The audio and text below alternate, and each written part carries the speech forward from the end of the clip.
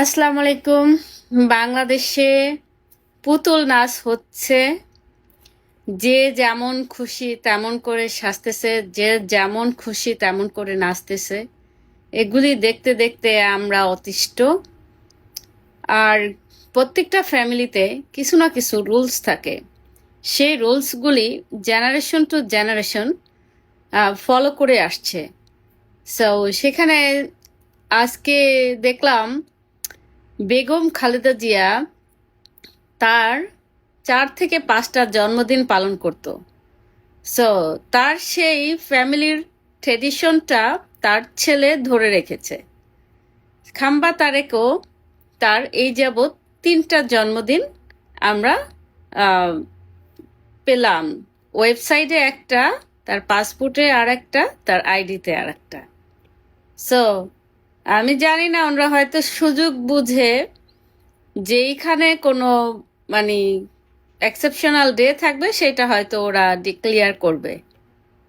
So এটা উনি ওনার ফ্যামিলির রুলসটাকে ফলো করতেছে। খারাপ কিছু না, দোষের কিছু না, ভালো করে যান। খাম্বা তারেক, আপনি আপনার 3টা জন্মদিন পালন করেন। আর এই যে এনসিপির টোকাই পোলাপান, যারা দিল্লি না ঢাকা বলতে বলতে গলা শুকাইছস এতদিন, এখন যে দিল্লি থেকে 1,80,000 টন ডিজেল আসলো, সেইটাকে নিয়ে তোদের কোনো সাউন্ড নাই কেন? এই ডিজেলটা তোরা খাবি কিভাবে? এই ডিজেলটা তোরা ইউজ করবি কিভাবে? এখন তোদের দিল্লি না ঢাকা এই স্লোগানটা আর দেখছি না কেন? এখন কি মজা লাগে? দিল্লির থেকে জিনিস আইনা খেতে মজা লাগে, ট্রিটমেন্ট করাইতে মজা লাগছিল। এখন দিল্লি না ঢাকা কইরা কইরা কি তোরা তো এই ডিজেলটাকে বয়কাট করতে পারলি না? ফকিন্নের বাচ্চাগুলি, তোরা যে ধরা সেটা কি তোরা জানিস?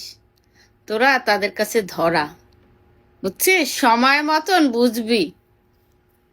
ফকিন্নির বাচ্চাগুলি এখানে বসে ফাল পাড়ে দিল্লি না ঢাকা। হ্যাঁ, দিল্লির মানুষের গান শুনতে ভালো লাগে, গান শুনে ডান্স করতে ভালো লাগে, অথচ দিল্লি মানে তাদেরকে তোরা হেট করিস। তোরা পাকিস্তানিদের কাছ থেকে নিয়ে আসিস না কেন যেগুলি তোদের প্রয়োজন? ইন্ডিয়ার কাপড় পরিস কেন? পাকিস্তানি কাপড় পরবি। পাকিস্তানে গিয়ে তোরা যেটা যেটা লাগবে ট্রিটমেন্ট করাবি, যেটা তোদের লাগবে পাকিস্তানে যাবি। তোরা দিল্লি থেকে আনিস কেন? ফকিন্নির বাচ্চাগুলি দিল্লি না ঢাকা, দিল্লি না ঢাকা করতে করতে গলা শুকায়া এখন আবার দিল্লির থেকে জিনিস নিয়ে আসছে। এখন তো কোনো আওয়াজ নাই, এখন বয়কাট কর, দিল্লিকে বয়কাট কর। ফকিন্নির বাচ্চাগুলি রাস্তায় নেমে। আর এই যে হাদি কুলাঙ্কার বাচ্চা মরে গিয়ে কতগুলি নর্তকী রেখে গেছে রাস্তার মধ্যে। নর্তকীগুলির মুখের ভাষা যদি আপনারা শুনেন। আচ্ছা, এখানে এই মহিলাগুলি বোরখা পরা, ইসলাম কি শিক্ষা দিয়েছে মানুষদেরকে? বোরখা পরে নাফরমানি কাজ করার জন্য ইসলাম কি শিক্ষা দিয়েছে? এই বোরখা পরে মুখ দিয়ে বাজে কথা বলার জন্য। এবং এখানে ছোট ছোট ছেলেপেলে থেকে ধরে বয়স্ক মহিলারা পর্যন্ত একই ভাষায় স্লোগান দিচ্ছে। সো ওখানে কেউ কাউকে রেসপেক্ট করতেছে না। তাহলে ছোটবেলা আমরা যে শিখেছি বড়দেরকে সম্মান করো, ছোটদেরকে স্নেহ করো, তার মানে কি? ওদের কাছে বড় ছোট বলতে কিছু নাই। ওরা কি সেম লেভেলে চলে আসছে? মানে কুকুরের মতো মায়ের সামনে বউয়ের সাথে নোংরামি করে, বউয়ের সামনে আহ, বাবা মার সাথে বাজে কথা ইউজ করে, এরকম।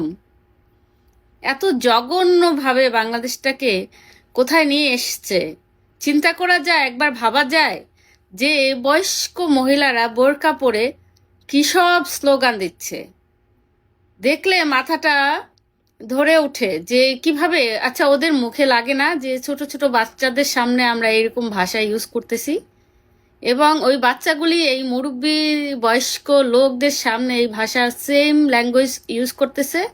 একটু লাগে না? শরীরটা কাঁপে না? লজ্জা লাগে না? কেউ কাউকে রেসপেক্ট করতেছে না? মানে কি ওরা কি কুকুরের লেভেলে চলে আসছে? মানে কুকুরের চেয়েও খারাপ। কুকুরও মানুষ দেখলে একটু শাই ফিল করে, মানুষ দেখলে একটু আড়ালে গিয়ে হাড্ডিটা খেতে বসে।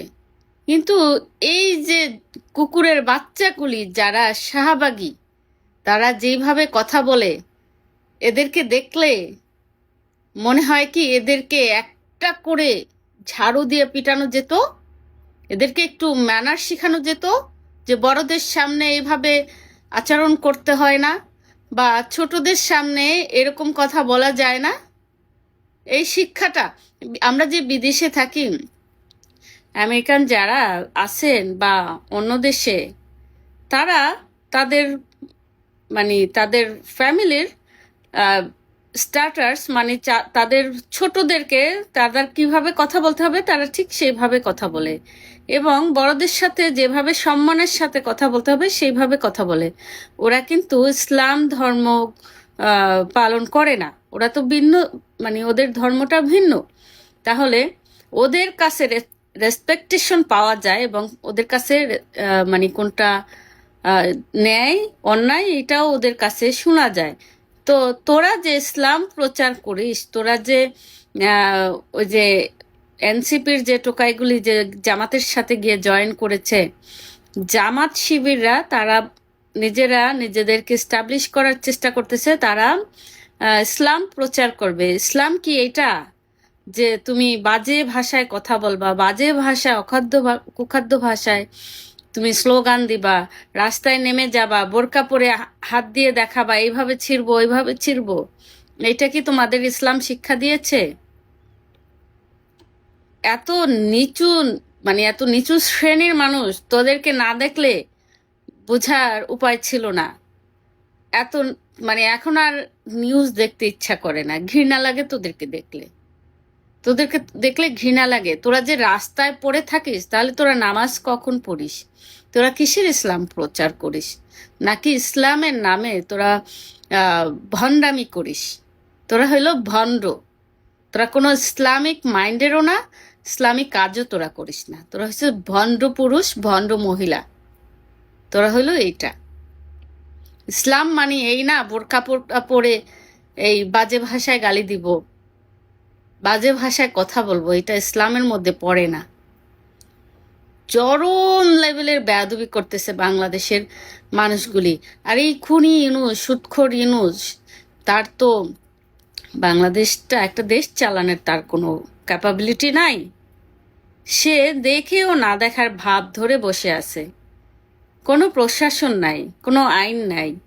যত ভালো মানুষ তাদেরকে জেলখানায় রেখে তাদেরকে যেভাবে অত্যাচার করা হচ্ছে, আর যত খারাপ মানুষ তাদেরকে জেলখানা থেকে ঢুকাচ্ছে এবং বের করছে, বা যারা অনেক বড় ক্রিমিনাল ছিল তাদেরকে বের করে দেওয়া হয়েছে।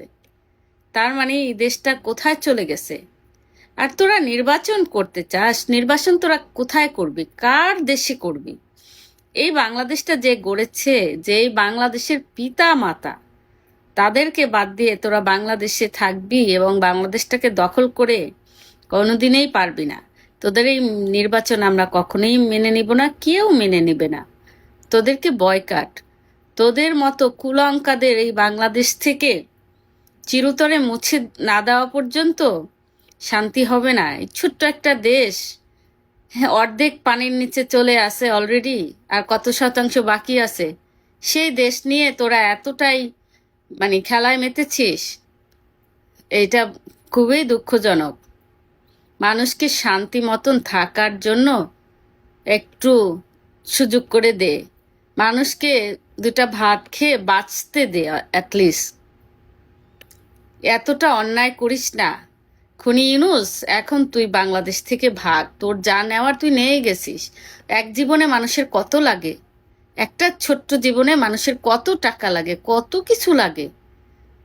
এখন তোর অনেক কিছু নেওয়া হয়ে গেছে, তুই এখন যেতে পারিস। তুই আর বাংলাদেশের মানুষকে জ্বালাইস না, অনেক করছিস।